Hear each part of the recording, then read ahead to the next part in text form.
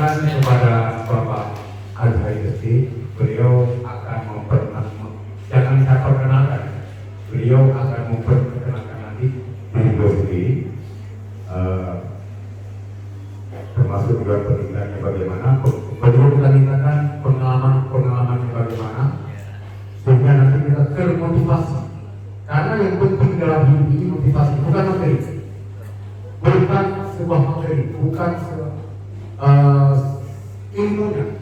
Jadi kalau konsep zaman sekarang itu pada motivasi. Mungkin kalau materi tentang kewirausahaan itu mudah kita cari di Google, mudah ya, langsung dapat. Tetapi yang sulit kita dapatkan ini adalah motivasi. Karena motivasilah yang membedakan kita dengan kambing. Seandainya nggak ada motivasi, nggak ada semangat, maka sama juga kita seperti binatang. Jadi kulit sebagai pemukul kompetitor. Makanya ada semacam ungkapan sekarang itu, jangan semangat tapi putus asa. Kan ada begitu. Ya ada kan yang semacam progres segala macam itu sering dimunculkan. Kalian jangan semangat, silakan putus asa. Nah itu sebaliknya yang diinginkan dari kita dalam motivasi. Kepada Bapak kami persilakan dengan segala.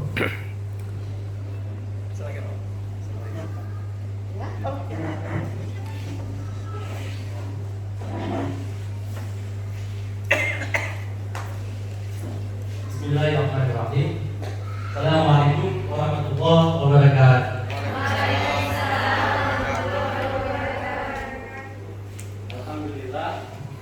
Alhamdulillahirabbil alamin wa bihi nasta'in ala umuri dunya wad din. Wassalatu wassalamu ala asrafil anbiya'i wal mursalin wa ala alihi wa ashabihi ajma'in. Rabbi shrah li sadri wa yassir li amri wa hlul 'uqdatan min lisani yafqahu qawli, amma ba'd. Pertama-tama dan yang paling utama adalah marilah kita semua yang sudah berhadir di tempat ini untuk tidak henti-hentinya memanjatkan puja dan syukur kita kepada Allah Subhanahu wa taala. Karena dengan tugas dan iradanya dalam kondisi pandemi seperti ini, Allah masih memberikan kesehatan, kesempatan dan kekuatan kepada kita semua. Kemudian selawat beriring salam selalu saja kita sanjung sajikan ke pangkuan alam dan kita Nabi besar Muhammad SAW. Karena dengan perjuangan beliaulah kita umatnya ini mengenal Islam, mengenal iman dan dapat dalam Islam. Yang saya hormati Bapak Kepala Sekolah SMK 2 Soli beserta seluruh jajarannya, yang saya muliakan Bapak Ustadz kita dari IAIN. Kemudian yang saya banggakan adik-adik kami santriwati dari Kota Semanggi dan Aceh Utara. Rasanya kurang sopan kalau mau sharing tidak kenal. Tetapi sebelum saya memperkenalkan diri, kira-kira sudah ada yang kenal saya belum? Belum. Kalau ada, saya mau kasih tips malam ini. Ada nggak yang sudah kenal saya? Hah? Ada nggak? Atau saya tambah lagi? Perlu tambah 200? Ayo kemari deh.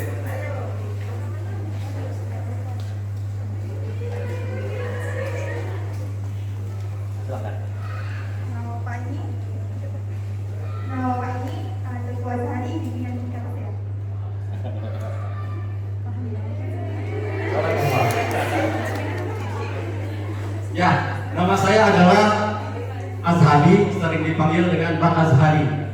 Jadi Azhari itu diambil dari bahasa Arab oleh orang tua saya yang berarti ceria dan gembira. Ya, jadi ketika nanti adik-adik keluar jumpa orang yang sering senyum, gembira itu ingatlah 3 kata. Ya, Bang Azhari banget. Jadi saya lahir, sekolah dan dibesarkan di Aceh. Jadi orang Batak bilang Aceh itu sikatan. Ya, asal tahu cara enak hidup. Kemudian orang Aceh membalasnya kepada orang Batak. Batak itu juga singkatan, artinya banyak taktik. Ya. Lalu orang Aceh dan orang Batak ngata-ngatain orang Padang. Ada Padang di sini? Ada? Padang Tiji? Serempuan? Jadi Padang itu juga singkatan, pandai berdagang. Makanya boleh dilihat di mana-mana itu orang Padang itu keahliannya berdagang. Jadi orang Padang itu tidak ada yang menjadi atlet, apalagi pembalap. Karena kenapa? Setiap dia ikut balapan, begitu jumpa tikungan pasti dia berhenti. Pasti dia bilang, cocok nih buat makan Padang. Jadi ketika dia berhenti, pasti kan disalip sama lawannya. Jadi orang Padang itu ahlinya memang berdagang. Dan waktu saya dulu ikut penantaran di Bogor, saya dianggap sama mentor waktu itu orang Padang. Jadi saya dipanggil ke depan untuk membacakan Pancasila dalam bahasa Padang. Ada yang bisa?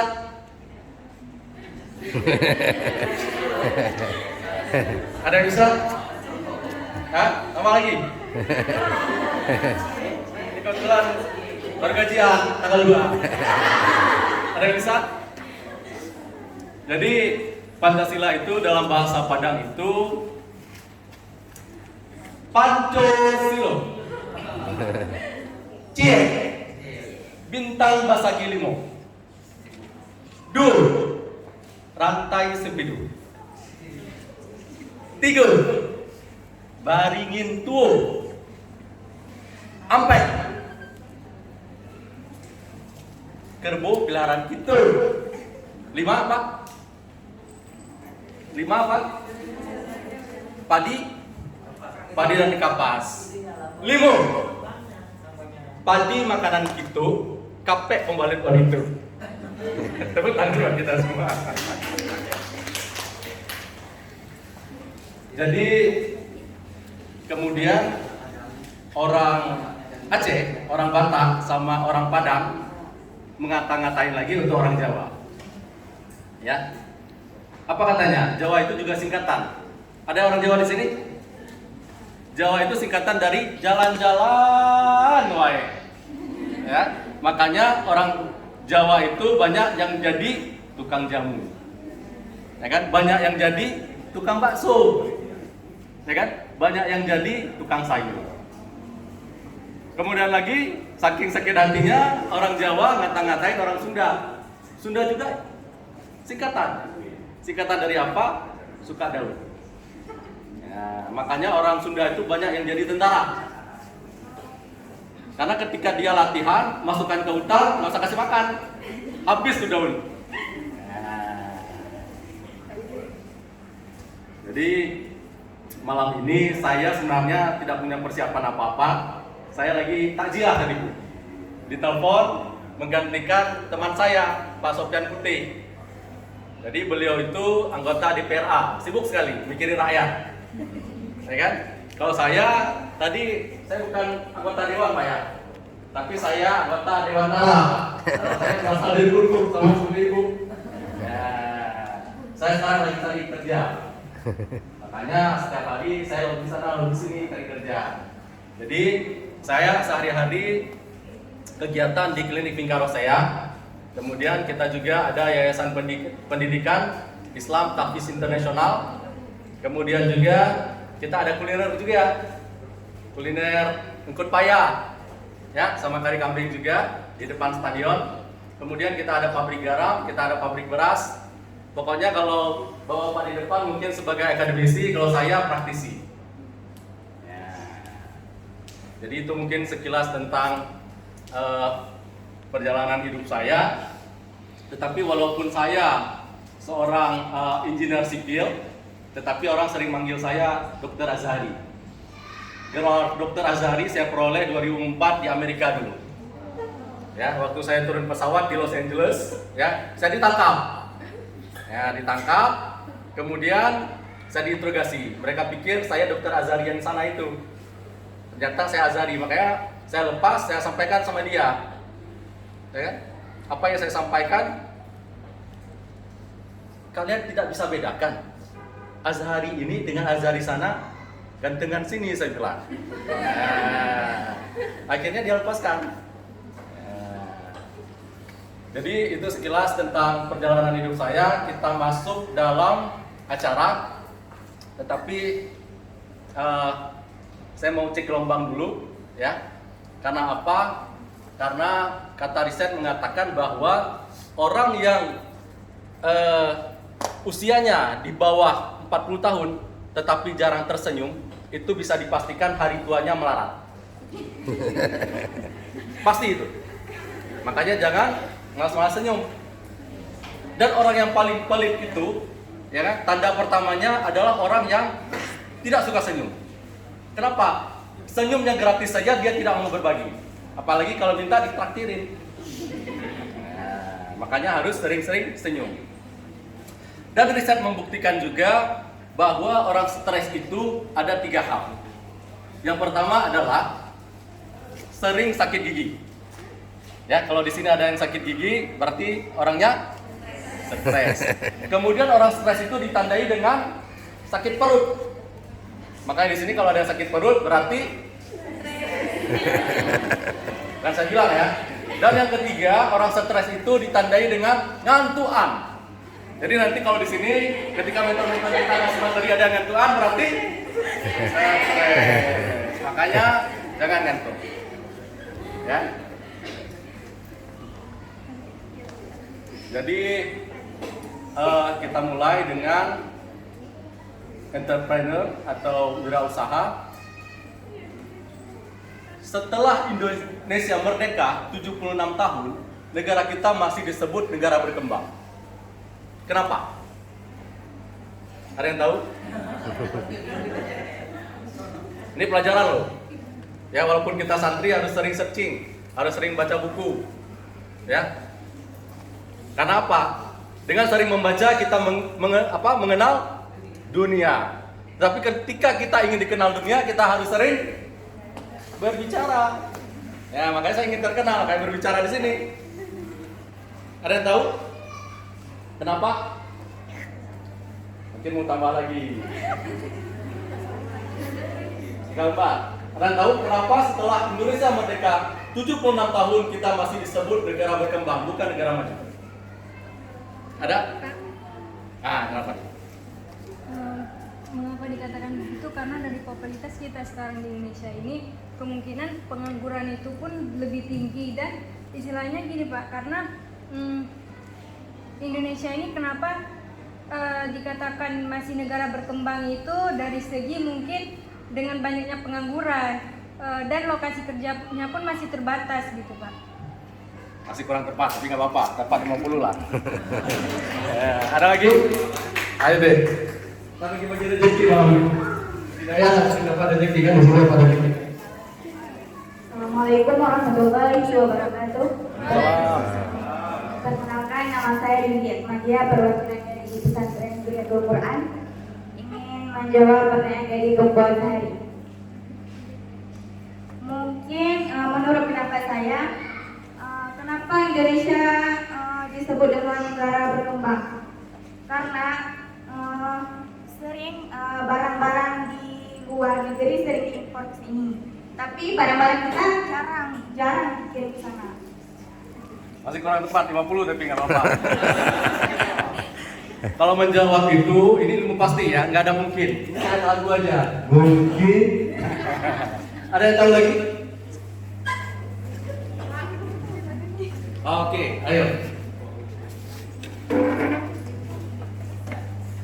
Assalamualaikum warahmatullahi wabarakatuh.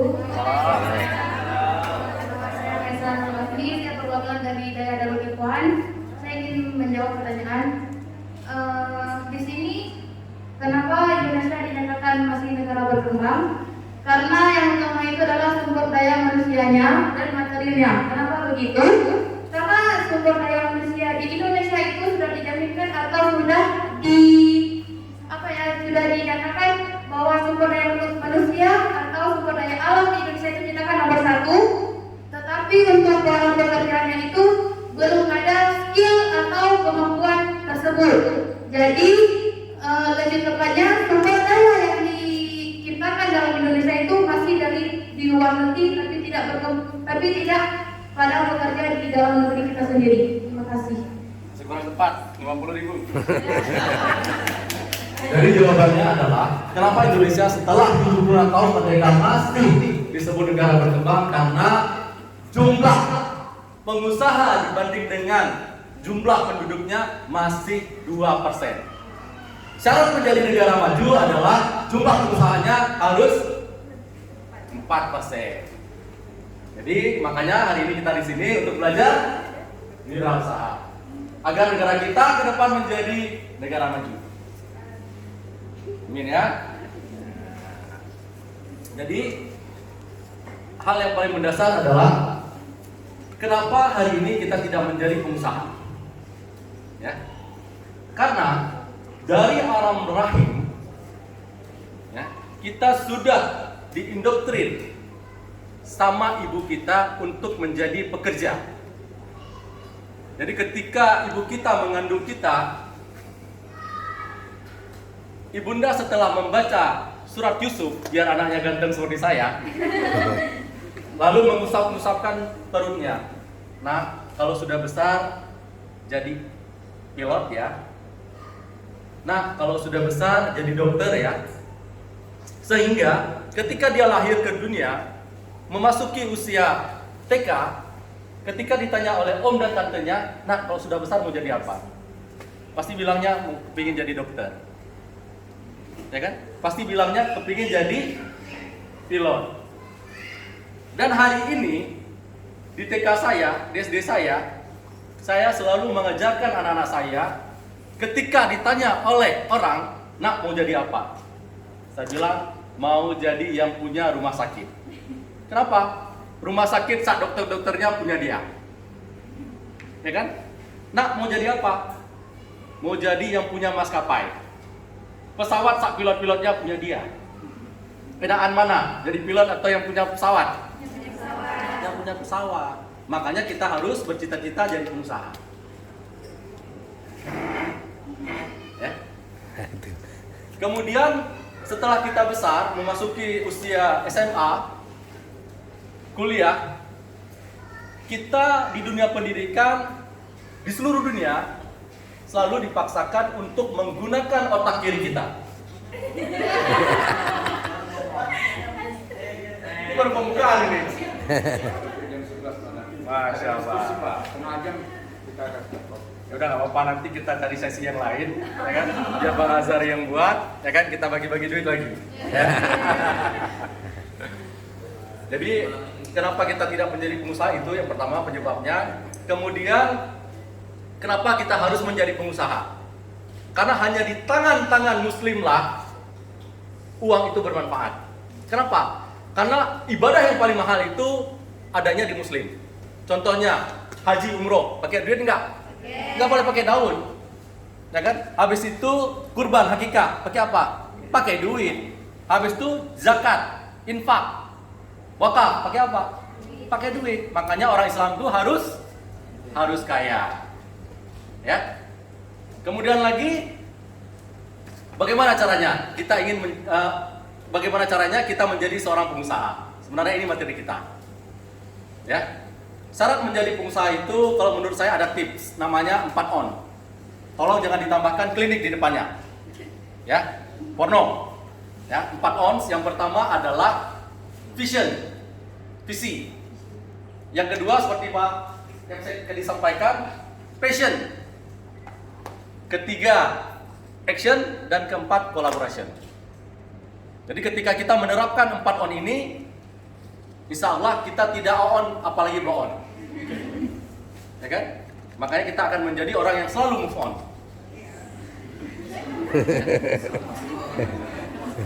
Jadi sebelum kita masuk ke materi ini, sebenarnya seperti kata Pak Moderator tadi, ya kan?